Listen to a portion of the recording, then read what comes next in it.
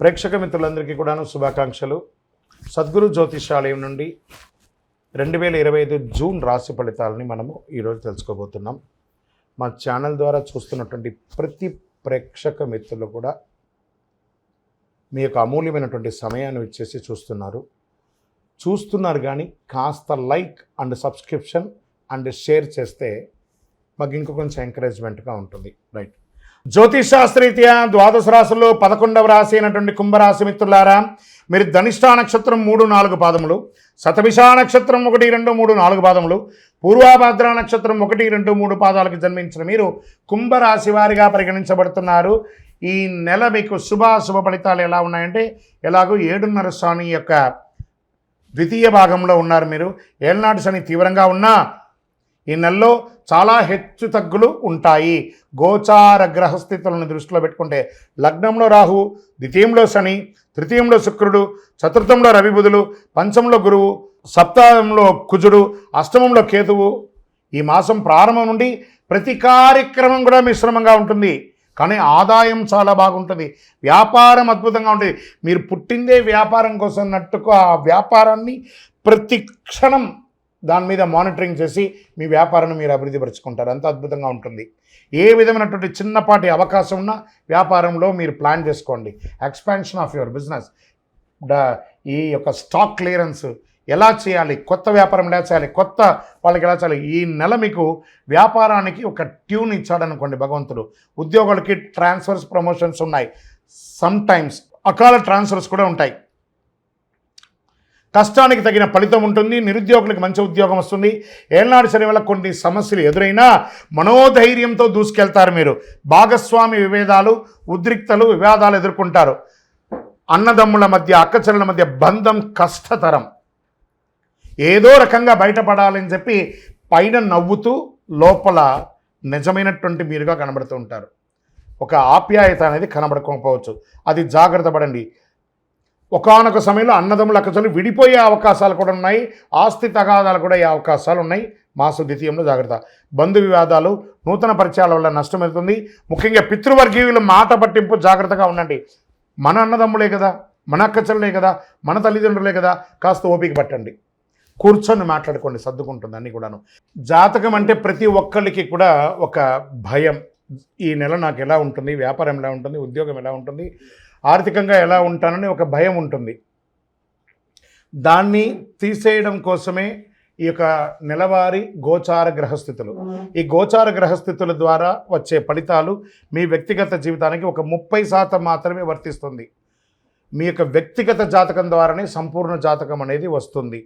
మళ్ళీ చెప్తున్నాను, జాతకం అనేది పడుతున్న వర్షానికి ఒక గొడుగు మాత్రమే, కానీ జాతకం జీవితం కాదు. మళ్ళీ జాతకాన్ని ఎవరెవరు అడగాలి అంటే 21 వయసులోపు ఉన్న వాళ్ళు అడగకూడదు, 60 వయసు పై చిలుకు వాళ్ళు అడగకూడదు. ఎందుకంటే వాళ్ళు పెద్దవాళ్ళు కాబట్టి వాళ్ళకి అన్నీ తెలుసు. ఆర్థికమైనటువంటి లావాదేవీలు చేసేసి అప్పులు తీరడానికి కోసం జాతకం అడిగితే జాతకం చెప్పించుకుంటే అప్పులు తీరవు. ఇల్లీగల్ అఫైర్స్ గురించి అడగకూడదు.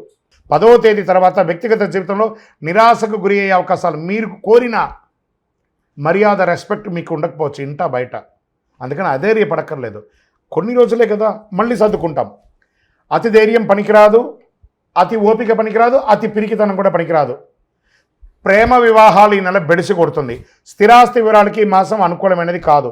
మాస ద్వితీయంలో ఎప్పటి నుంచో నిలిచిపోయిన పనులు పూర్తి చేసుకుంటారు. ఇంట బయట గౌరవం పెరుగుతుంది.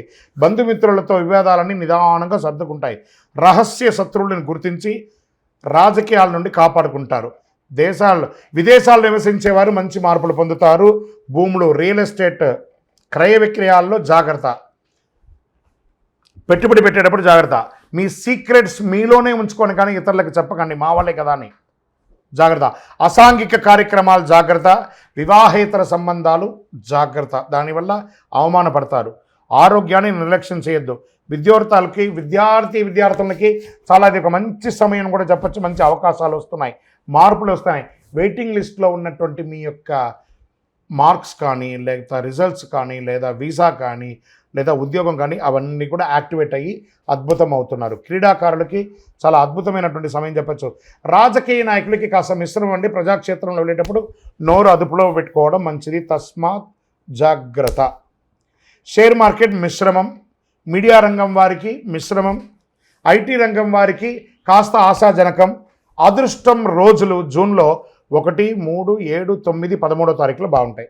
అదృష్ట సంఖ్యలు 3 మరియు 7 బాగా వస్తుంటుంది.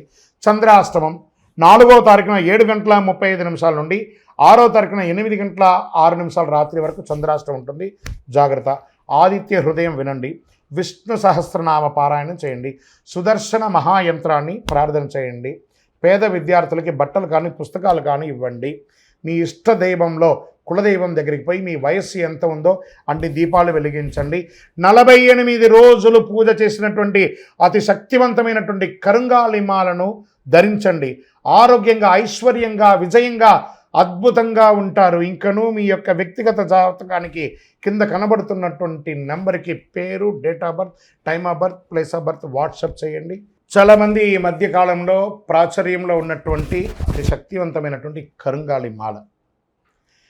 ఈ కరుంగాలి మాల వెస్టర్న్ ఘాట్స్లో ఉన్నటువంటి జమ్మి చెట్టులో నుంచి తయారైంది. జమ్మి చెట్టు 90 రోజులు జమ్మి చెట్టుగా ఉండి 90 ఏండ్ల తర్వాత పరివర్తన అయ్యి అది కరుంగాలిగా మారుతుంది 140 సంవత్సరాలలో. దాన్ని పూసగా మార్చి 48 రోజులు పూజ చేసి ల్యాబ్ టెస్ట్ చేసి సిద్ధంగా ఉంటుంది మన దగ్గర. ఈ మధ్య గురుగారు ఏందండి ఇది చాలా ఎక్కడ పడితే అక్కడ దొరుకుతున్నాయి, చాలా తక్కువ ధరలో దొరుకుతున్నాయి అంటే తుమ్మ చెక్కకు కూడా పెయింట్ వేసి ఇచ్చేస్తున్నారు. మోసపోకండి, మంచి గుర్తింపు ఉన్న చోట పొందండి. మరి అక్కడెక్కడో తమిళనాడులో ఒక దేవాలయంలో మాత్రమే ఇది దొరుకుతుంది, వేరే ఎక్కడ దొరికినా అది అబద్ధం అంటారండి. బాగా గుర్తుపెట్టుకోండి. మీ ఊర్లో కూడా జమ్మి చెట్టు ఉందండి, మీ ఊర్లో కూడా దేవాలయంలో పూజ చేసుకోవచ్చు. కొంతమంది సెలబ్రిటీస్ ఆ దేవాలయంలో పోయి పూజ చేసుకున్నారు, కానీ ఆ దేవాలయం వారు తయారు చేయరు. ఇది అన్ని చోట వెస్టర్న్ ఘాట్స్లలో దొరికే ఒక మహా వస్తువు అన్నమాట.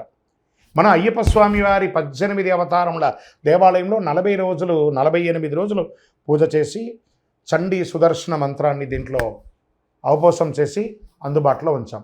మరి మాల ధరించేటప్పుడు ఎలా ఉండాలి అనే ఒక ప్రశ్న ఉంటుంది. పడుకునేటప్పుడు ఈ మాల ఇప్పేసేయాలండి. మధుమాంసాలు తీసుకుంటున్నాము ఈరోజు అని అనుకుంటే ఆ రోజు వేసుకోవద్దు. ఇది దీని యొక్క ప్రాశస్యత. ఎంతో అద్భుతమైనటువంటి శక్తి గలది. ఈ మాల ధరించడం వల్ల ఏం లాభం?